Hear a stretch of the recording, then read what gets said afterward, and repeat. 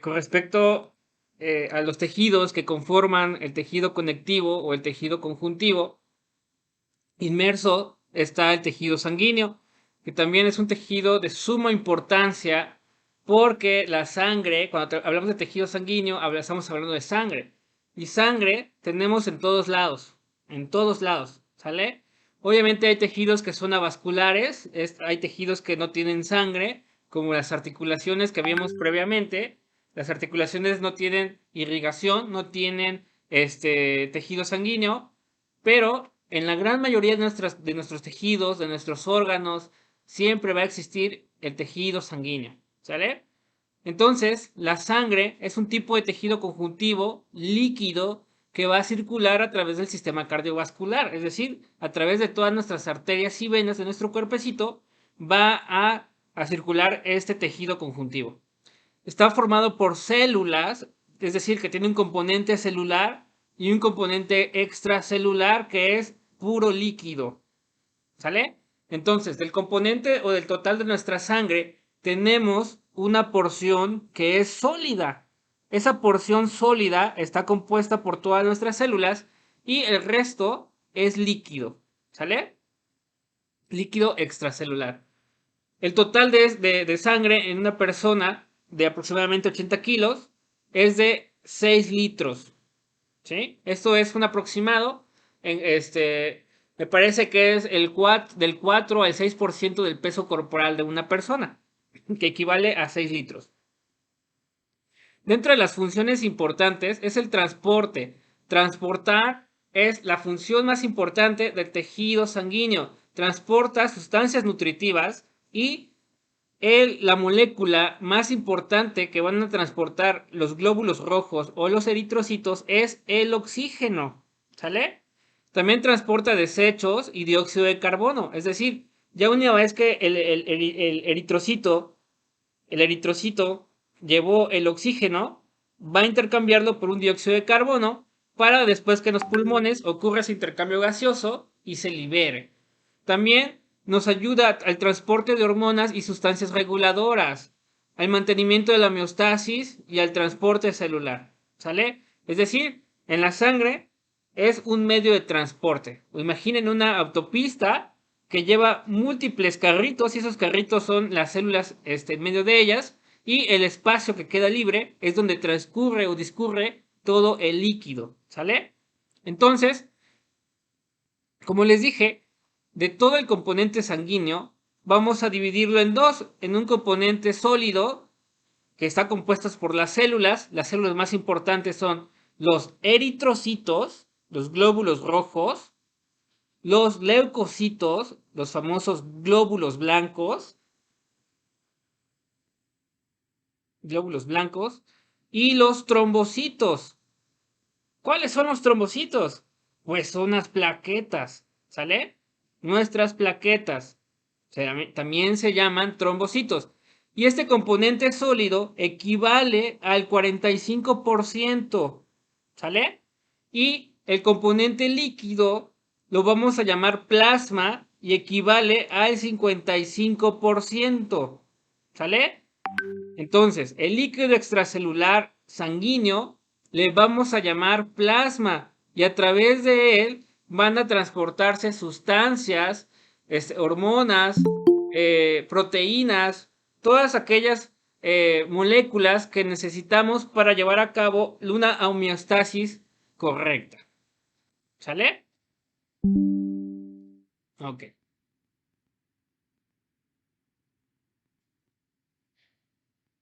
El volumen de eritrocitos va a estar compactado en una muestra sanguínea. Es decir, si nosotros nos tomamos o nos sacamos sangre y esa sangre la, la procesamos para poder estudiarla a través de una centrífuga, por gravedad, todo lo sólido tiende a irse hacia lo más profundo de un recipiente.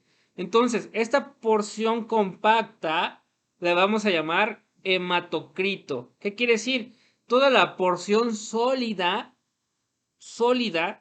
de la sangre se llamará hematocrito. Y los valores normales de las mujeres es entre 35 y 45%, y en los hombres es del 39 al 50%. Obviamente es mayor en los hombres, por el peso corporal es mucho mayor en hombres que en las mujeres. Los valores bajos de esto demuestran una disminución en la cantidad de los eritrocitos que están circulando en la sangre. Los leucocitos y las plaquetas constituyen el 1% del volumen sanguíneo. Y normalmente, también cuando procesamos la muestra, podemos ver una fina capa media blanquecina llamada cubierta tromboleucocítica. ¿Sí? Una finita capa que equivale al 1%, muy, muy pequeño. Pero la más representativa es el hematocrito. El hematocrito siempre lo van a ver a partir de ahora hacia adelante. ¿Sale? Siempre, siempre, siempre. El plasma. El plasma o el suero es lo mismo. Nada más que el plasma sanguíneo no tiene factores de coagulación. ¿Cuándo obtenemos plasma? Pues cuando nos tomamos una muestra y esta muestra tiene, o el tubo o el recipiente tiene un anticoagulante para que esta muestra de sangre no se coagule. Entonces, se suprimen los factores de coagulación y se llamará plasma. Pero el suero es cuando tenemos nuestra muestra y de repente se coagula.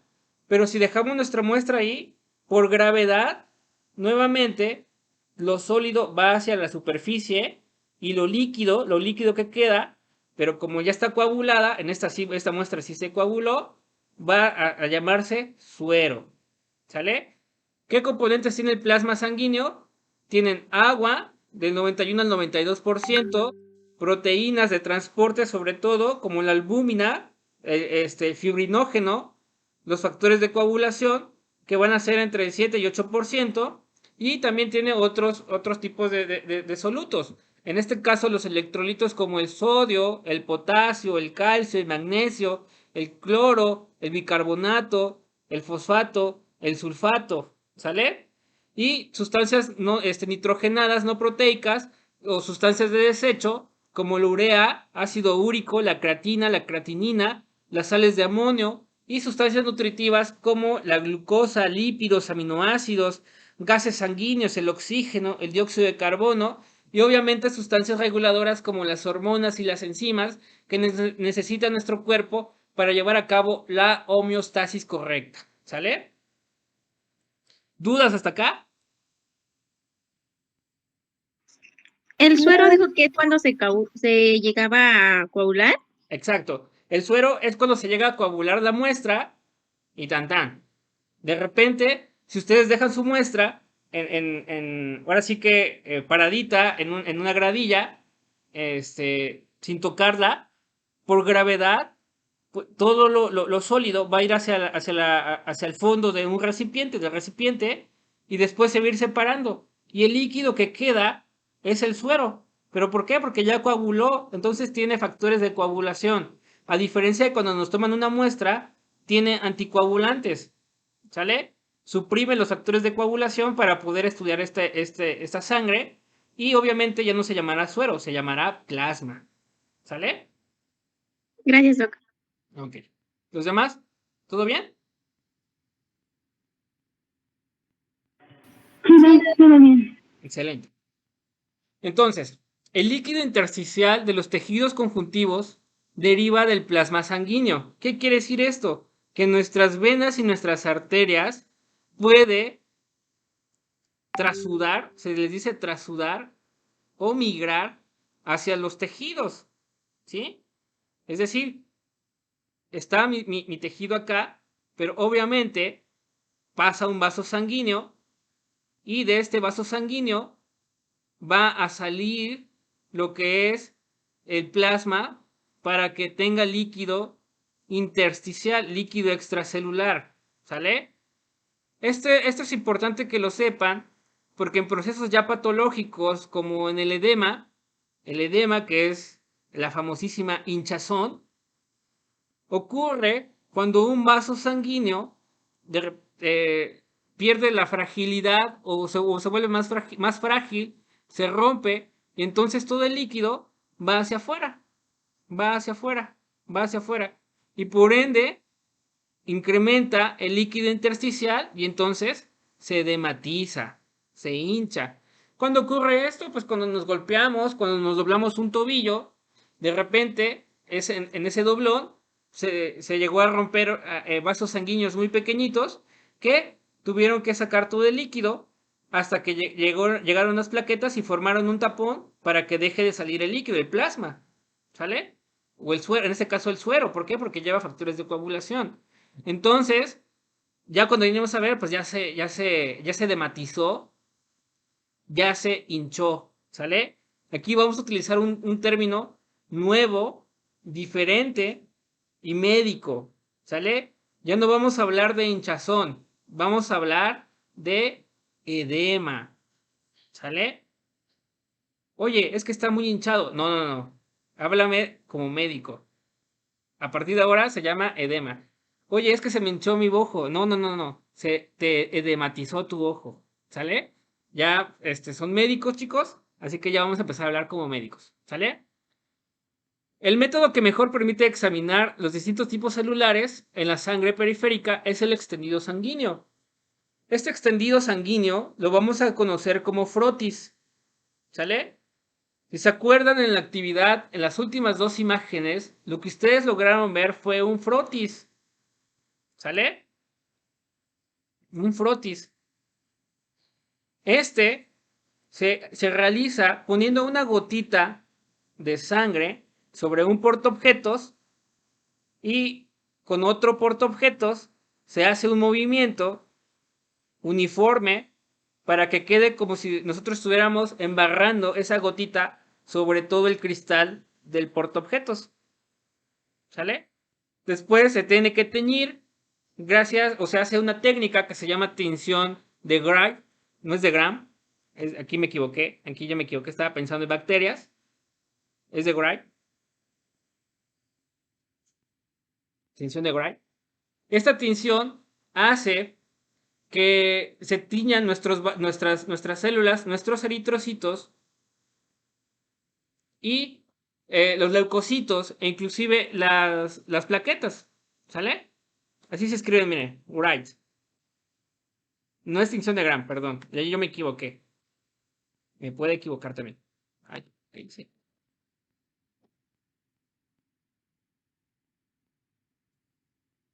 Es una. Es una W, una R, una I, una G, una H, una T. Tinción de Wright. ¿Sale? Entonces, se va a colorear la célula dependiendo del colorante que se fije. ¿Sale? Entonces, nosotros podemos hacer la diferencia. Podemos teñir los leucocitos de un color. Cuando hablamos de leucocitos, hablamos de glóbulos blancos.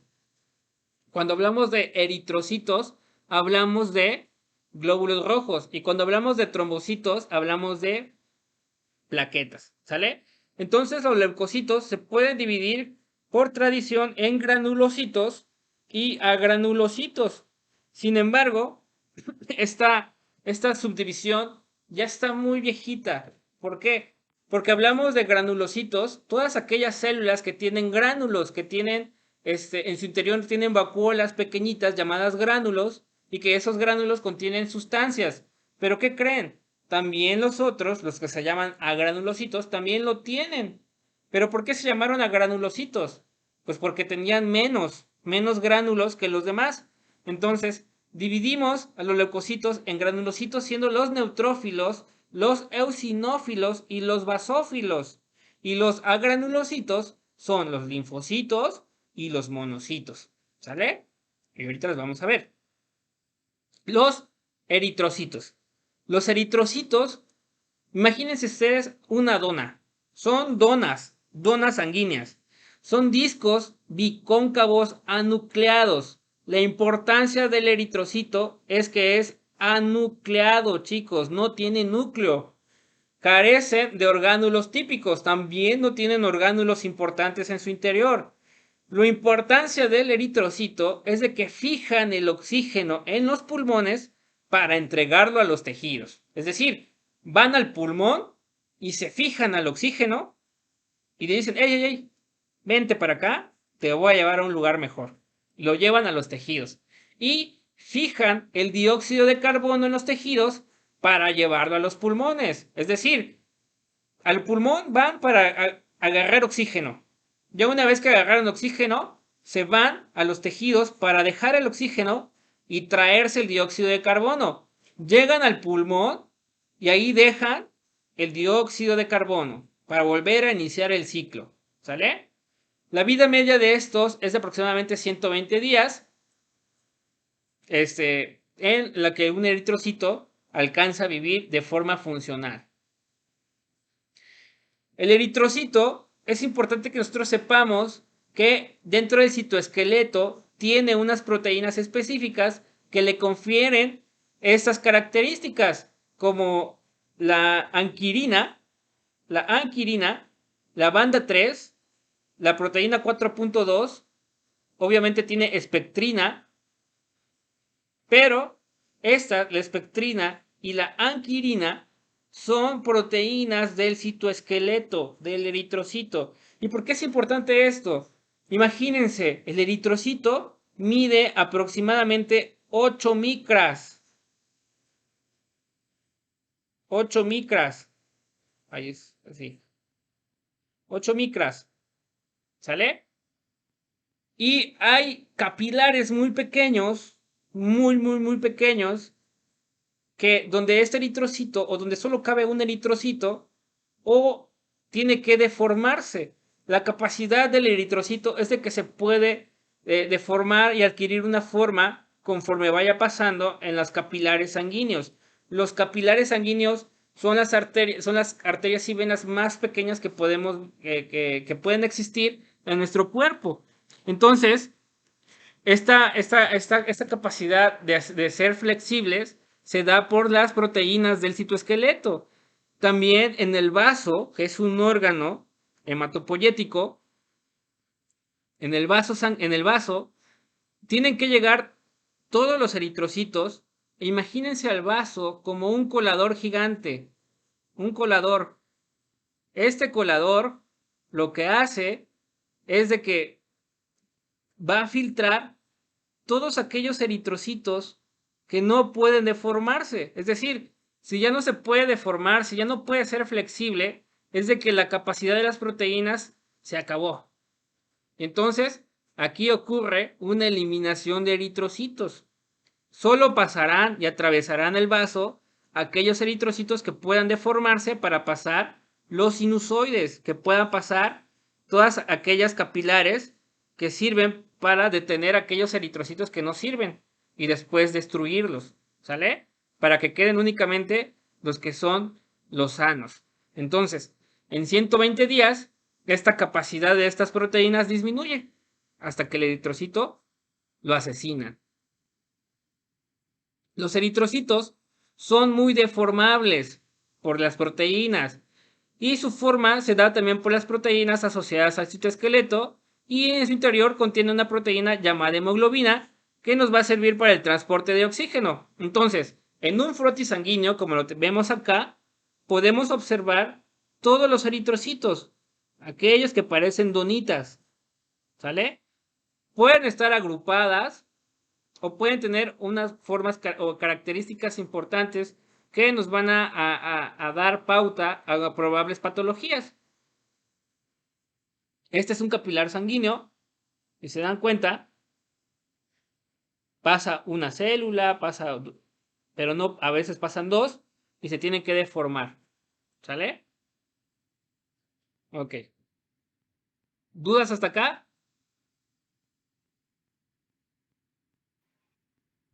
No, Doc, de mi parte no, gracias. No, gracias. ¿Cómo se llama la tinción con la que podemos observar las células sanguíneas? Es la tinción de Gray. La tinción de Gray. Muy bien, la tinción de Gray.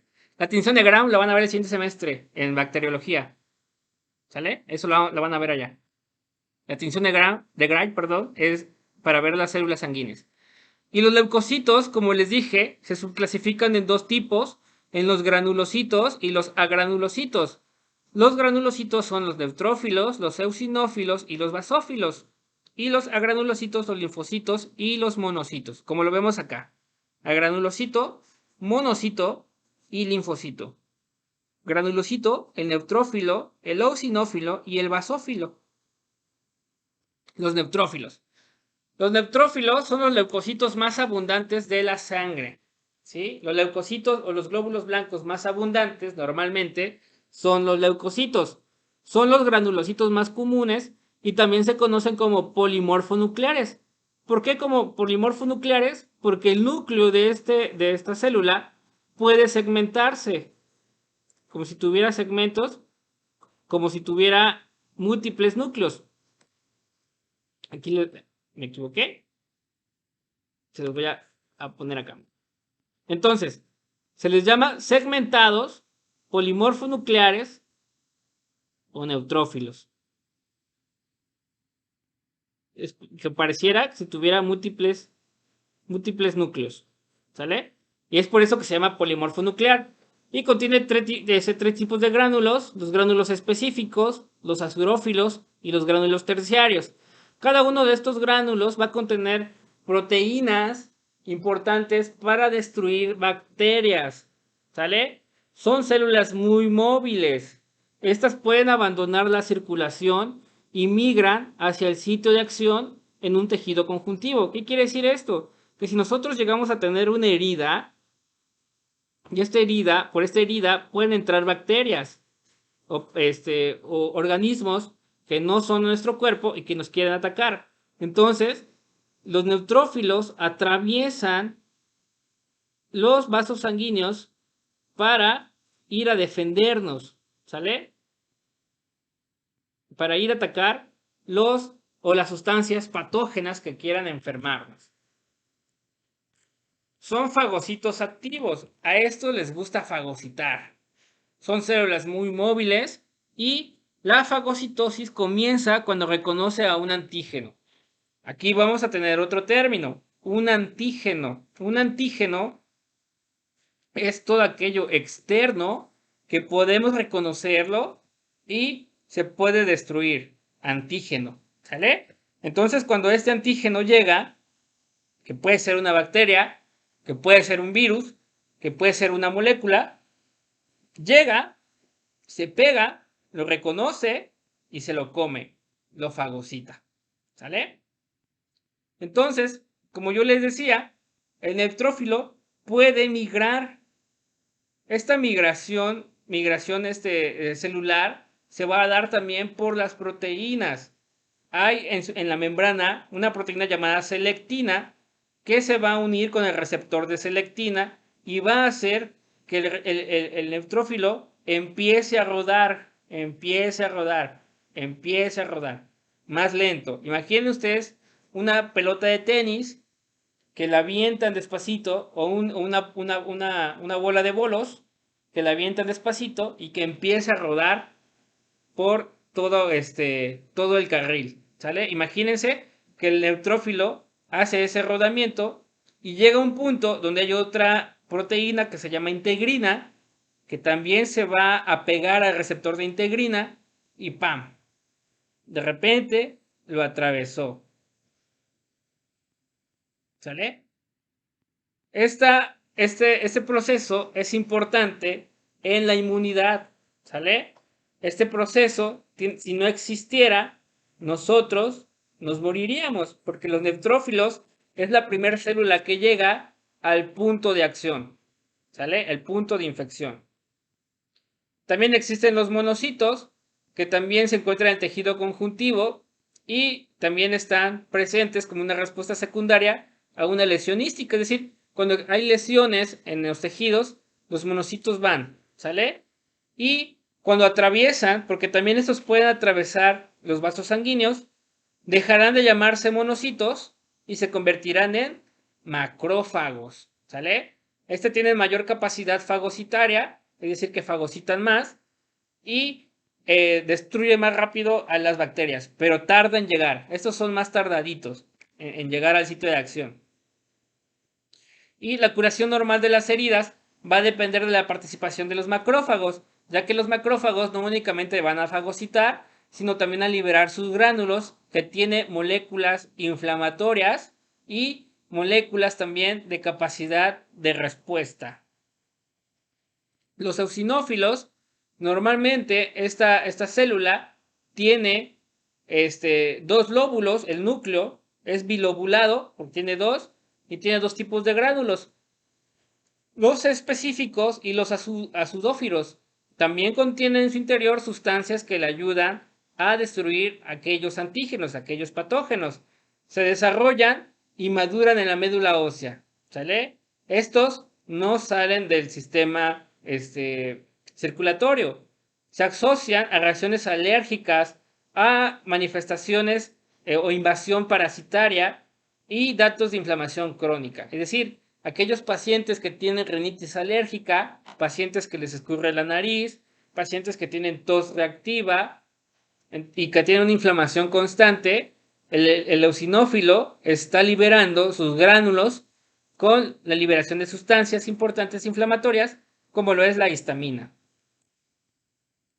Los basófilos se denominan así por los abundantes gránulos grandes que tienen y que tienen una tendencia a ser básicos, a ser pintados por colorantes básicos, azul, y son los menos abundantes del torrente sanguíneo de todos los leucocitos, representando únicamente el 0.5 del total de los leucocitos, y sobre todo su función específica está diseñada para ayudar a los mastocitos, es decir, a otro tipo de células del tejido conjuntivo para poder liberar las sustancias inflamatorias. Los linfocitos son las principales células funcionales del sistema linfático e inmunitario, ¿sale? Son los granulocitos más comunes y constituyen alrededor del 30% total de los leucocitos sanguíneos. Son células inmunocompetentes, es decir, son células que se pueden modificar y que nos ayudan a la inmunidad. Se encuentran en tres tamaños diferentes. El tamaño de un linfocito pequeño es semejante al de un eritrocito. ¿Sale? Aquí vemos el eritrocito. Tiene un núcleo bastante grande. Gránulos casi no tiene. Pero sobre todo la característica es el núcleo. ¿Sale? En el organismo existen tres tipos de linfocitos. El linfocito B, el linfocito T, el linfocito NK. El linfocito B están identificados en la médula ósea. Ahí se producen. El linfocito T se van a producir en el timo. El timo es un órgano que está en los niños, en el tórax, sobre todo superior al corazón, pero que conforme vamos creciendo, el timo va degenerándose, va atrofiándose. Entonces, las células T, los linfocitos T, normalmente en los niños es cuando ocurre una producción mayor. El linfocito NK son linfocitos que están programados para destruir cierto tipo de células transformadas, ¿sale? Es decir, se llama NK porque se llama Natural Killer. Normalmente este tipo de linfocitos atacan lo que sea, ¿sale? Aquello que está marcado, porque primero se marca las células, los neutrófilos, los monocitos, los macrófagos, pueden marcar las células hasta que llegan las NK, las destruyen. Es decir, si el neutrófilo y el macrófago no lo pueden matar, entonces se marcan, ¿sale? E inclusive los linfocitos B son las células que secretan los anticuerpos. Y los anticuerpos también van a marcar esas células patógenas, esas células malas, y hasta que llega el linfocito NK, la destruye, ¿sale? En la sangre, del 60 al 70% de los linfocitos son T, y del 20 al 30% de los linfocitos son linfocitos B. Los linfocitos T tienen una vida media prolongada y participan en la inmunidad por células, y en su superficie se expresan proteínas marcadoras como el CD2, CD3, CD5, CD7, CD4, CD8. Doctor, ¿y para qué nos sirve eso CD? Estos marcadores son proteínas que hacen que estas células tengan una función específica. Algunos ayudan para producir anticuerpos y otros ayudan para la destrucción de las células. Los linfocitos CD4, TCD4, reconocen a los antígenos unidos a moléculas del complejo mayor de histocompatibilidad tipo 2, es decir, que ayuda a reconocer estas moléculas que tal vez estén marcadas como extrañas y confirman que sea extraña. O el CD8 lo hace con los antígenos unidos al complejo mayor de histocompatibilidad tipo 1. Los linfocitos B tienen vida muy variable y sobre todo la función específica de ellos es la producción de anticuerpos. Se expresa IgM, IgD, al igual que el complejo mayor de histocompatibilidad tipo 2, ¿sale? Esto lo vamos a ir viendo más adelante, que es el IgM, IgB, IgG, que son anticuerpos, pero lo importante es que el linfocito B los produce. ¿Quién produce los anticuerpos? El linfocito B.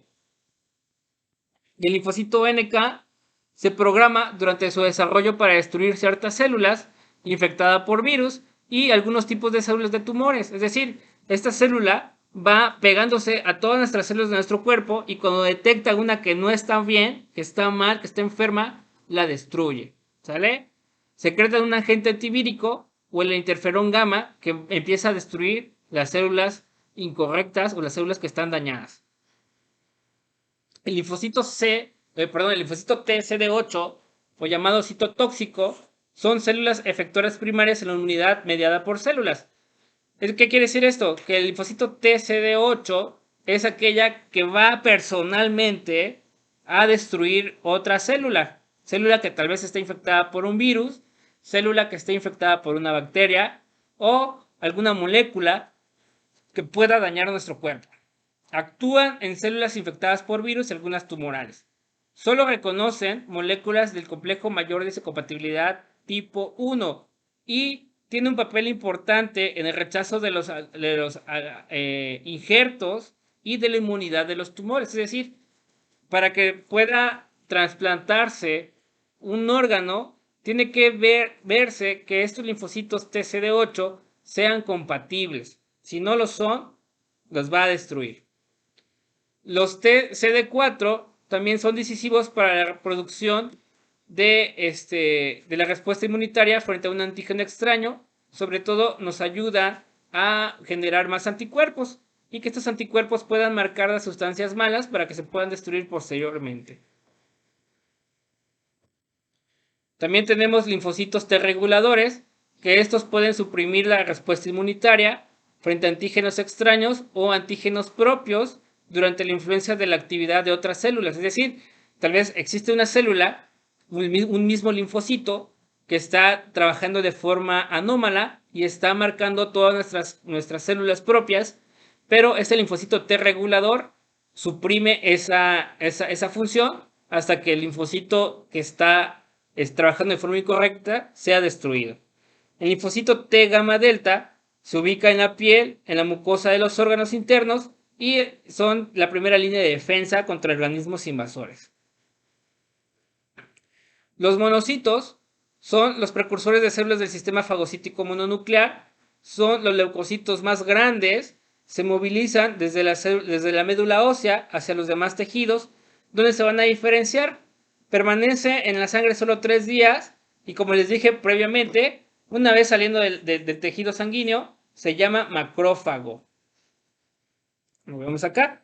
Es una célula bastante grandecita, con un núcleo bastante grande y no se ven gránulos en su interior.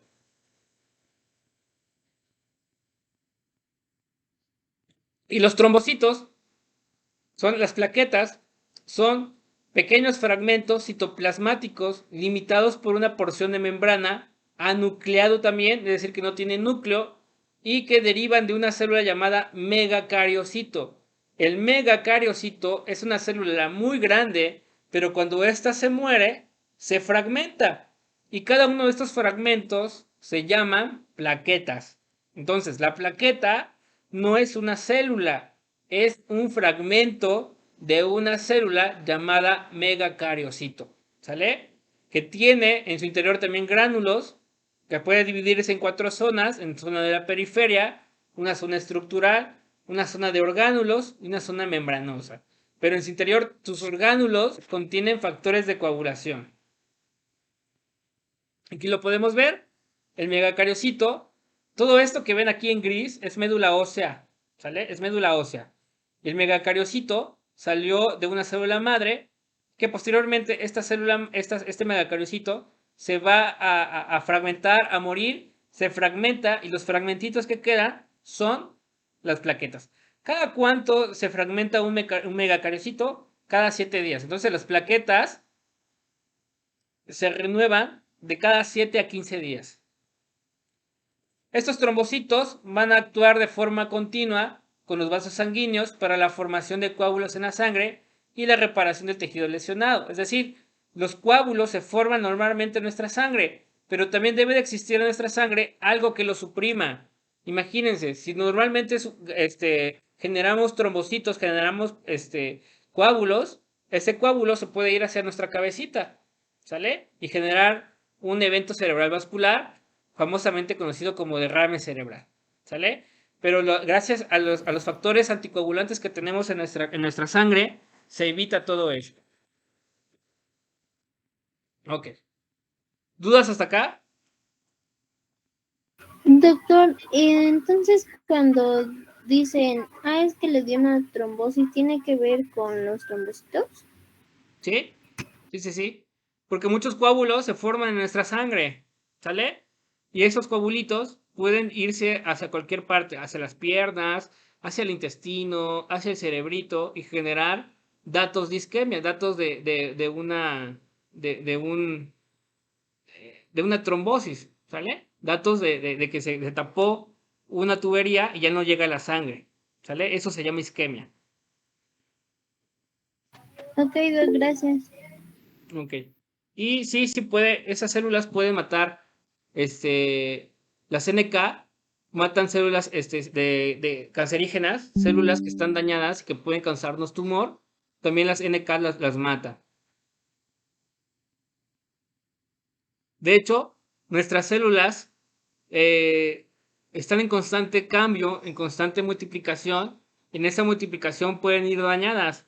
Y las NK y también los TCD8 las van identificando. Y cuando identifican células que están de forma incorrecta o que hacen que no están bien hechas, las matan. ¿Sale? Ok. Ahora vamos a hablar de hematopoiesis. ¿Sale? Permítame tomar agua.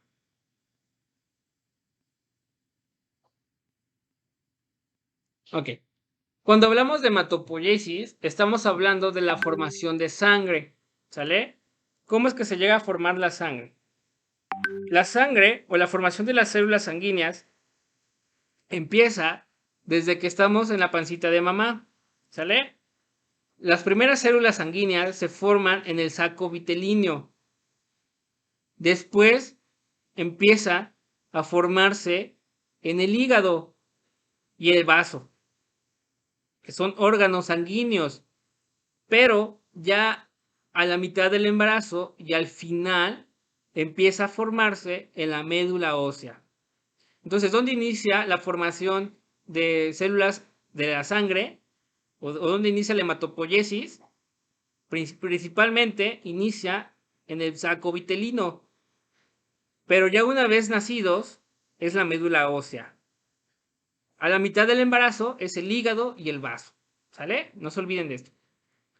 Y obviamente existe la célula madre hematopoyética, que esta va a empezar a generar o dividirse y generar células linfoides progenitoras o célula mieloide progenitora, ¿sale? Cuando hablamos de célula linfoide, estamos hablando de una célula que da linfocitos. Célula linfoide progenitora.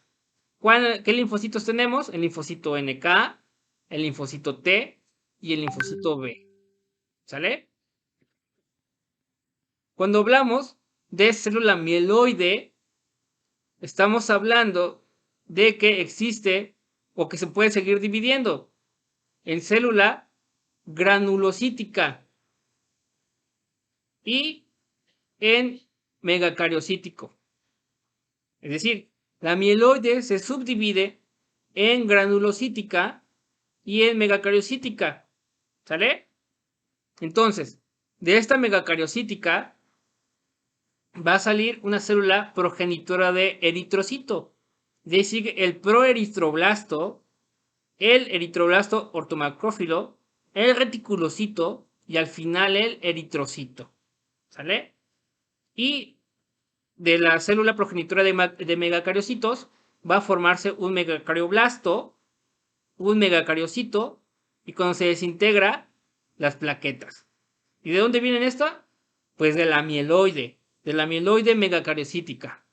Pero también tenemos la mieloide granulocítica, que esta va a tener la progenitora de neutrófilos para generar los neutrófilos, la progenitora de basófilos para generar basófilos, la progenitora de eosinófilos para generar eosinófilos, la progenitora de monocitos para generar monocitos, y cuando sale del torrente sanguíneo se convierte en un macrófago.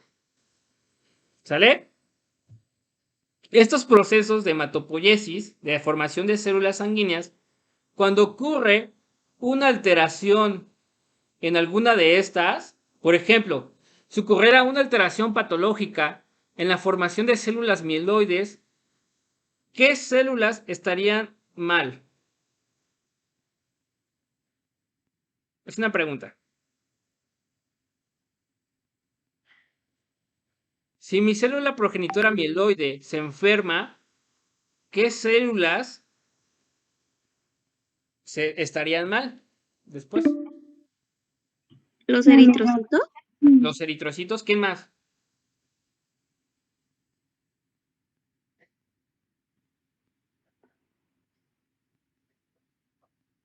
Los monocitos. Los monocitos, muy bien. ¿Qué más? Linfocitos. ¿Los linfocitos? ¿Sí? ¿Los linfocitos vienen de la mieloide? No. Si está enferma esta, entonces los granulocitos van a salir enfermos. El neutrófilo, el basófilo, el eosinófilo, el monocito, el megacariocito, el eritrocito. Van a salir enfermos. Si está enferma la linfoide, que es esta, pues entonces los linfocitos NK, el linfocito T, el linfocito B, también van a salir enfermos. Cuando hablamos de que estas células están enfermas, estamos hablando de una de las enfermedades más crueles que pueden existir, que se llama leucemia. ¿Sale? Entonces, aquí ya saben, ya aprendieron cómo es que puede generarse una leucemia. ¿Sale?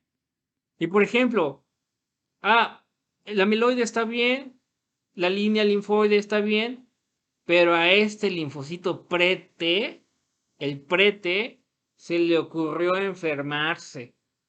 Entonces, ¿qué línea va a estar enferma?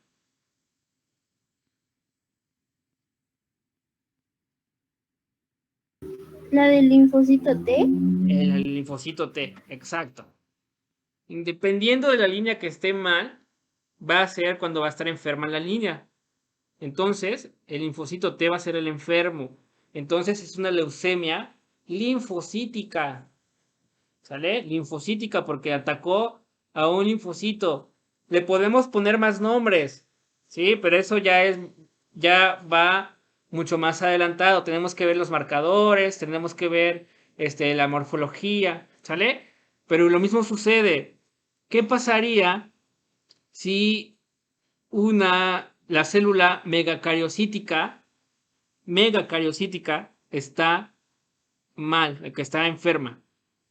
La célula progenitora de megacariocitos. Esta. ¿Quiénes estarían enfermos?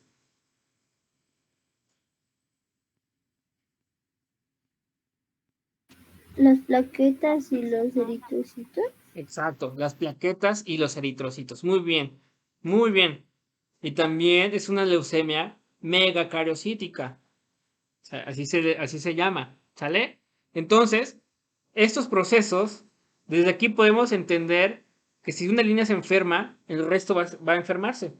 Por ende, por lógica. ¿Sale?